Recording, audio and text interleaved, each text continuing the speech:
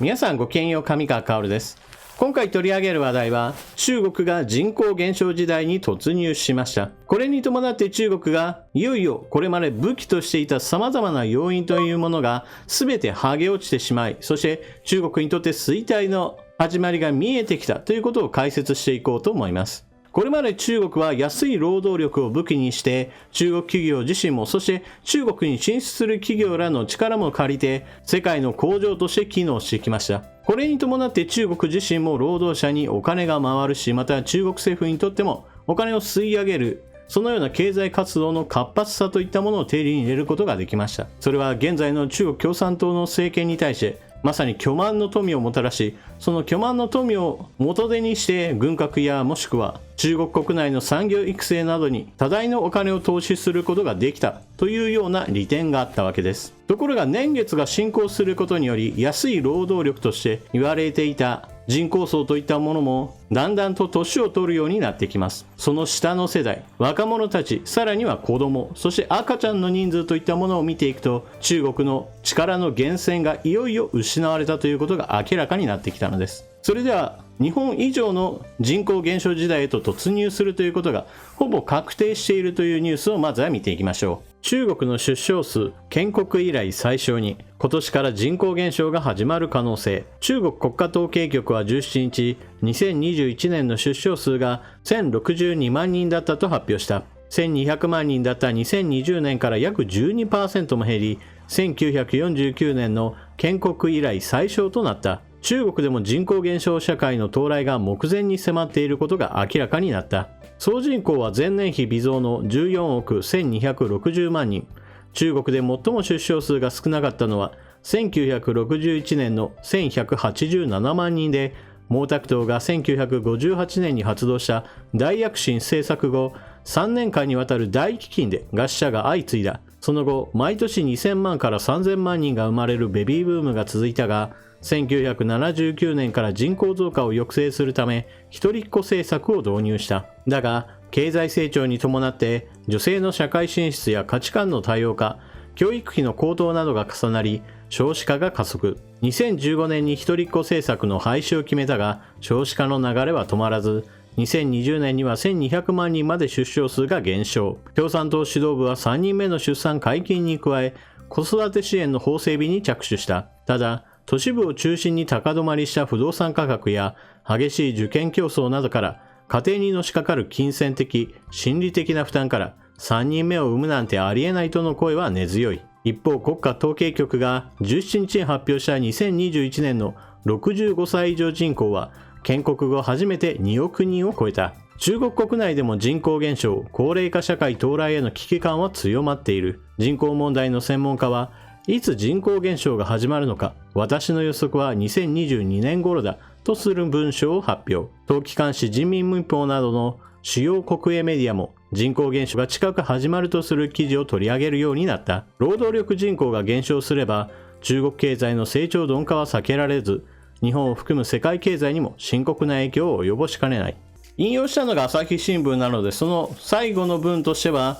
中国におけるこうした人口減少へと転じることがいずれは日本や世界へと悪影響をもたらすんだよみたいな話をしているわけですが、この点については私たちは全く心配する必要はありません。なぜならば中国自身にとって大きなマイナス点であったとしても、それ以外の国にとっては差し障る問題ではないからです。なぜならば中国が世界の工場として機能していたことに関して言えば、別にその国以外でも他にも製造拠点にできる国はたくさんあって、別に中国にこだわる必要など全くないからです。この視点が抜けていると中国市場にこだわりすぎて中国から抜け出せないといったような意味のわからない呪縛にとらわれることとなります。朝日新聞の記者の場合だとそのようにして中国経済にべったりくっついていかなければならないみたいな固定観念があるのかもしれません。なおこの記事においては中国の出生数が大幅に減少していよいよ人口減少に転じるだろうという内容になっているわけですが、ここで書かれているようなことよりも実際にはもっと激しく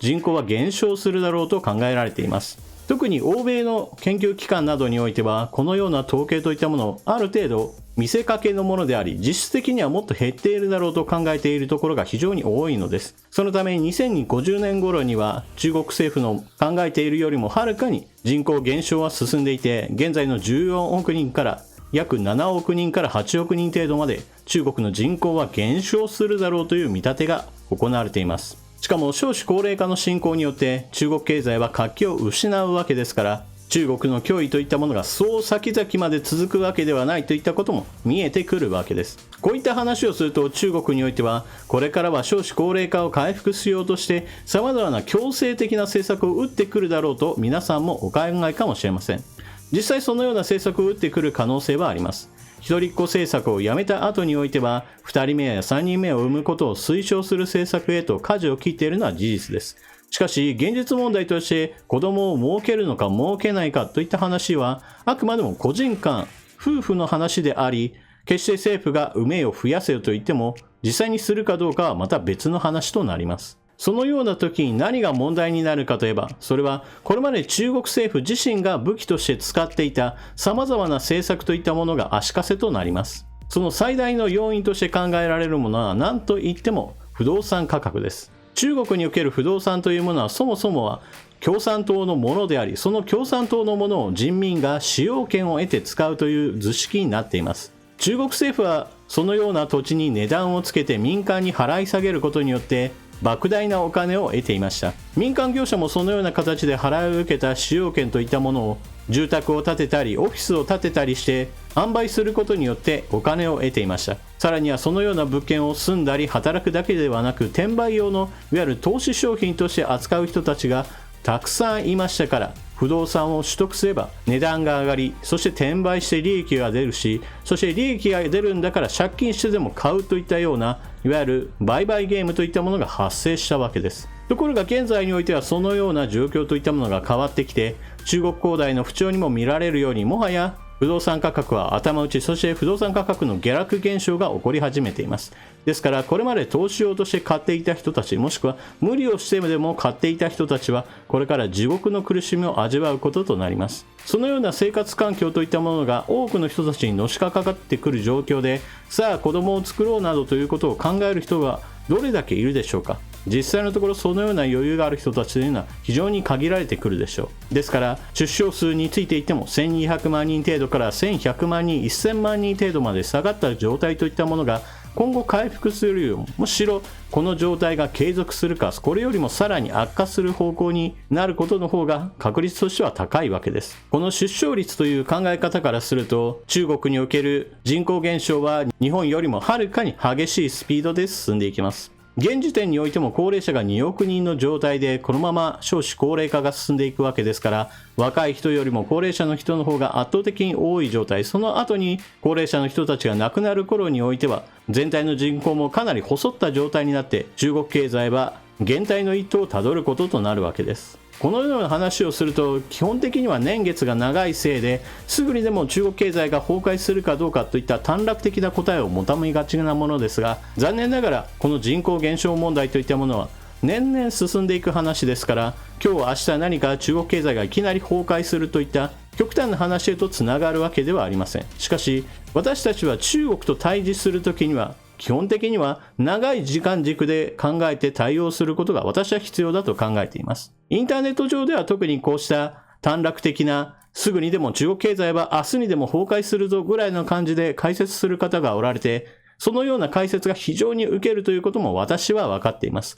しかしそのようなことは事実上ないと思った方が良いでしょう。衰退といったものは非常にじわじわと進んでいくものであり、そのような状態であったとしても日本側もさあどう対応するのかといったことが非常に重要なのです。勝手に自滅するにしてもそれには時間がかかるのですから、それ以上に日本がどうするかといったことが非常に重要なのです。日本においても少子高齢化は進んでおり、この問題をいかにして緩和していくかといったことが非常に重要です。少子化問題に取り組んで少しでも多くの人たちが安心して子供を産み育てられる環境といったものを整備しなければなりません。基本的には少子高齢化といったものは全体の傾向としては先進国ではよくある光景ですから、それ自体が問題であるかといえばそういったわけでもありません。問題の一番の要点は急激なといった点です。じわじわと進んでいく少子高齢化であれば、それ自体は社会の変容といったものに政策の対応といったものが追いつくことで、ある程度問題を縮小することができます。ところが、急激な少子高齢化といったものは社会の歪みをあちこちに発生させてしまうから問題なのです。ですから、中国においてこれから人口減少が始まって、2050年には今の半分程度になるだろうといったこのような状況を見て、さあ日本はもっと賢く立ち回って中国のような破滅的な人口減少にならないようにしなければならない。そのような見方をすることが大事でしょう。皆さんは中国の出生数が大幅に減少した。そしてそのことによって中国の人口減少が2050年にはおよそ7億人程度までになるだろうという私の話を聞いてどのようなことを考えたでしょうか。ぜひともコメントしていってください。それでは動画を最後までご視聴いただきありがとうございました。チャンネル登録していない方はぜひともチャンネル登録を。そして動画が見終わったら評価ボタンのクリックもよろしくお願いします。それでは次の動画でまたお目にかかりましょう。またね。